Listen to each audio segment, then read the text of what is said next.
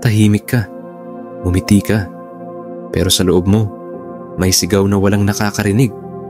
Akala ng iba okay ka, pero ang totoo, pagod na pagod ka na. Psalm 42 verse 11. Why, my soul, are you downcast?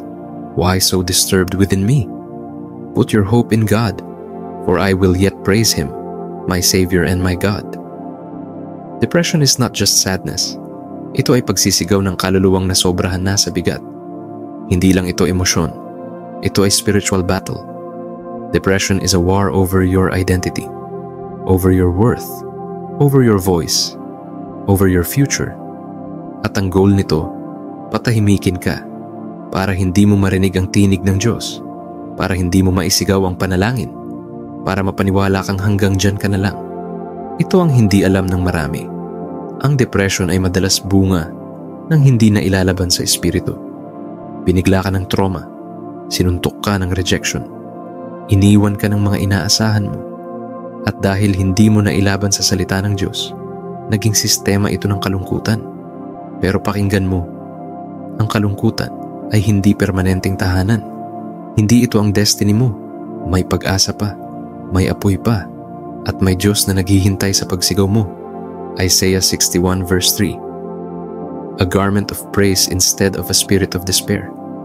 Ibig sabihin, kapag ang kaluluwa mo ay halos mabalot ng bigat, may damit na inihanda si Lord, garment of praise. Ang pagsamba, kahit mahina ka, ay makapangyarihang sandata para labanan ang espiritu ng depression. Hindi mo kailangang okay muna bago sumamba, kaya ka sumasamba para gumaan. John chapter 10 verse 10. The thief comes only to steal, kill, and destroy. Ang depression ay hindi galing kay Lord. Ito ay atake ng magnanakaw, ang demonyo na gustong nakawin ang joy mo, patayin ang purpose mo, at sirain ang pananampalataya mo. Pero hindi siya panalo, dahil ang verse na to may kasunod. But I have come that they may have life and have it more abundantly. Jesus came to restore what the enemy tried to destroy. Psalm 34 verse 18. The Lord is close to the brokenhearted and saves those who are crushed in spirit.